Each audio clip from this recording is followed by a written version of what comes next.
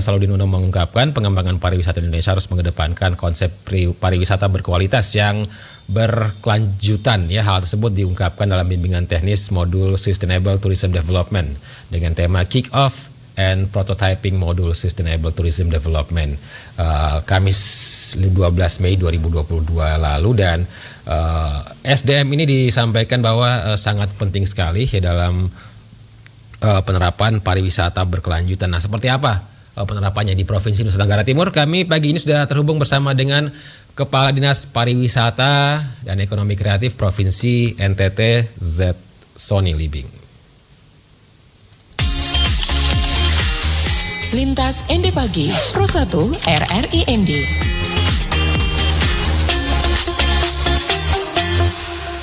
Halo, selamat pagi Pak Z. Selamat pagi. Iya, salam sehat. Selamat pagi seluruh pendengar RWN dari dimanapun berada. Oke, Pak Z, ini Menteri Pariwisata dan Ekonomi Kreatif Sandiaga Salahuddin Uno menyampaikan terkait dengan pentingnya ini SDM dalam penerapan pariwisata yang berkualitas dan berkelanjutan, begitu Pak Z ya. Nah, untuk Provinsi NTT sendiri, upaya-upaya yang sudah dilakukan sejauh ini seperti apa nih Pak Z?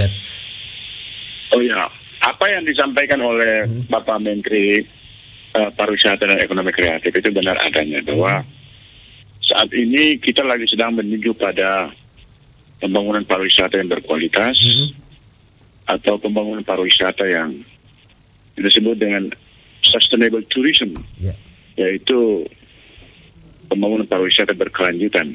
Nah, ini membutuhkan kualitas sumber daya manusia, terutama pelaku pariwisata itu. Maka kita menyambut itu dengan melakukan pelatihan-pelatihan bagi pelaku pariwisata, kemudian membangun koordinasi dengan berbagai organisasi pariwisata, dan kemudian yang ketiga kita membangun lembaga-lembaga pariwisata di tingkat desa. Gitu. Kita melakukan pelatihan tentang bagaimana hospitality yang dimiliki oleh pelaku pariwisata di NTT.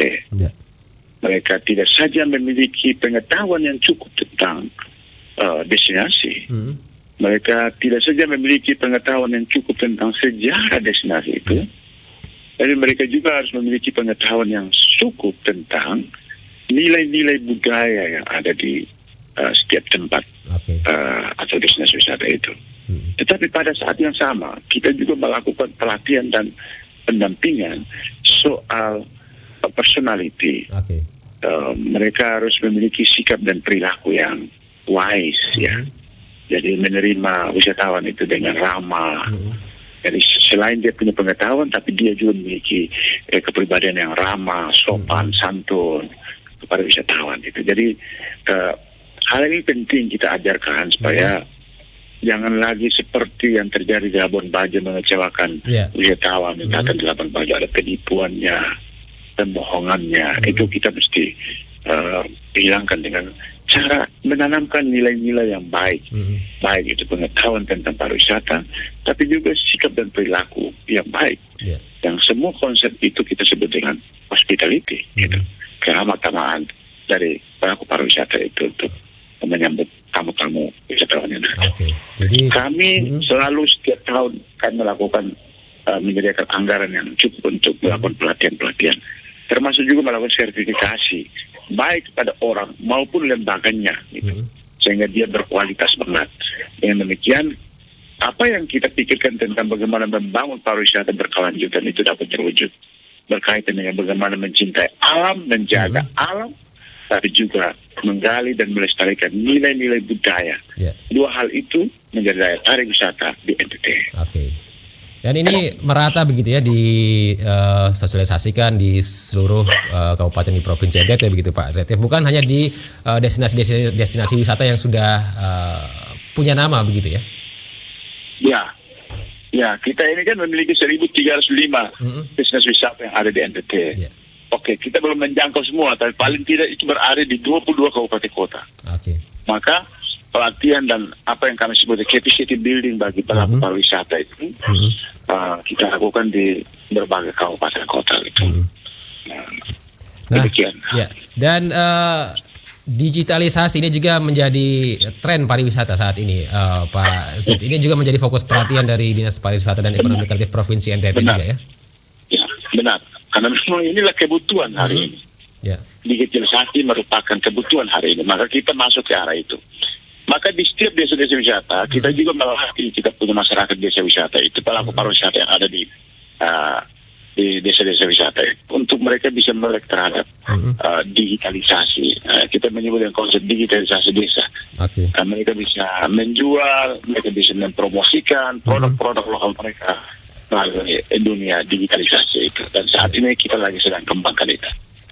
Oke, dan NTT ini tiap tahunnya sering begitu ya masuk nominasi di berbagai ajang-ajang pariwisata. Nah, yang terakhir baru saja ini di Manggarai Timur ya, Teluk Nangalok juga masuk di nominasi Anugerah Pesona Indonesia begitu Pak Z ya. Nah, benar. sejauh ini Ya. silakan Pak Z. Ya, setiap tahun kita mengikuti itu. 2 event besar yang selalu kita ikuti. Anugerah Desa Wisata dan juga Anugerah Pesona Indonesia. Dan selalu saja kita meraih juara di dalam setiap event itu. Tahun ini Anugerah Pesona Indonesia kita punya keindahan alam, Teluk dan Tanjung yang luar biasa di Manggarai Timur. Itu. Tapi juga kita juga melalui Anugerah Desa Wisata masuk 50 besar Desa Uma Uta di Sika. Dan itu juga luar biasa punya nilai budaya. Jadi di Anugerah Desa Wisata, Desa Uma Uta itu kita dari 3.500 desa di Indonesia, kita masuk ke 50 besar sebagai desa punya keindahan alam dan budaya serta passion atau tenun dan kriya. Di Desa Uma Uta di Sika, kemudian kita punya Anugerah Pesona Indonesia yang di Manggarai Timur sebuah Tanjung yang luar biasa indahnya itu, dan itu yang kita jaga dan kita lestarikan nilai-nilai budaya dan keindahan alam itu, dan itu yang kita miliki, maka kita menjualnya itu, kita menjaganya dengan baik dengan konsep sustainable tourism. Jadi pengembangan SDM ini menjadi sesuatu yang mutlak dilakukan ya, karena NTT ini kaya dengan berbagai macam pesonanya begitu Pak Z ya. Iya. Jadi itu yang menjadi concern kita, bahwa Pak Gubernur pernah sampaikan di hadapan Pak Menteri juga bahwa kami punya kelemahan di SDM dan saat ini kami lagi sedang memacu dengan baik itu. Contoh sederhana saja ya, kita ini kan punya kebiasaan itu menegur, menyapa orang yang kita kenal kan. Padahal mestinya tak boleh. Orang yang kita tidak kenal pun kita harus menegur, menyapa dan jangan ramah dan santun gitu. Saya juga punya cerita itu Pak. Iya Pak Z, saya juga punya cerita terkait dengan menegur dan menyapa orang. Baru saja tadi malam itu kami bertemu dengan orang-orang dari Badan Penanaman Ideologi Pancasila dari pusat. Nah, beliau menceritakan ketika berkunjung ke Danau Kelimutu itu bertemu dengan anak-anak usia pelajar, tapi dia kagum gitu ketika bertemu mereka menyapa, selamat pagi Bapak. Dia senang sekali dengan sapaan-sapaan yang hangat begitu, walaupun tidak saling kenal, dan dia terkesan dengan hal itu Pak Z. Iya. Itu diajar oleh ibu guru kita. Mengajar anak-anak kita untuk selalu tegur sapa dan dengan menyebut selamat pagi semua. Kalau abang ke Alor lagi lebih parah lagi, bukan lebih parah, lebih indah lagi. Di sana nanti mereka menyapa dengan salam, semua berdiri, selamat pagi kalau lewat itu yang di kampung-kampung. Ya, kita ingin seperti itu. Dan itu yang saat ini kita lagi berusaha untuk menanamkan bagi anak-anak muda kita, pelaku pariwisata kita gitu. Itu yang kita sebut dengan hospitality gitu. Selain SDM yang berkualitas, etika juga harus diperhatikan juga begitu ketika menjamu wisatawan, sehingga mereka punya kesan yang baik begitu untuk NTT Pak Z. Baik. Pak Z, terakhir silakan nih pesannya untuk masyarakat NTT sehingga pariwisata di NTT ini yang punya banyak pesonanya ini bisa terus maju dan berkembang Pak Z, silakan. Ya, Tuhan memberikan kita NTT anugerah yang luar biasa, keindahan alam dan nilai budaya. Dan ternyata anugerah Tuhan itu memiliki nilai yang luar biasa, bisa menarik orang luar untuk datang dan menyaksikan keindahan alam kita. Dan tentu saja semakin banyak mereka datang, maka manfaat bagi rakyat kita untuk memperoleh pendapatan dan kesejahteraan. Karena itu kita perlu menerima mereka dengan cara-cara yang sangat santun, ramah, sehingga mereka datang, mereka merasa at home, mereka merasa rumah mereka sendiri. Dan tentu dia akan datang terus menikmati keindahan alam dan budaya. Dan tugas kita adalah satu, menjaga keindahan alam dan budaya supaya tidak rusak.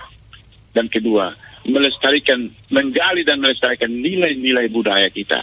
Dan itulah daya pikat yang luar biasa di NTT.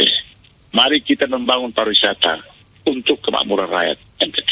Oke, baik. Terima kasih Pak Z untuk wawancara pagi ini bersama RRIND. Sukses untuk pariwisata NTT Pak Z. Baik, terima kasih. Ya, selamat pagi. Ya.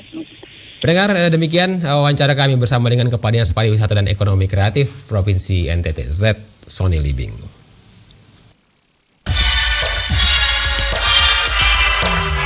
Pro 1, kanal inspirasi.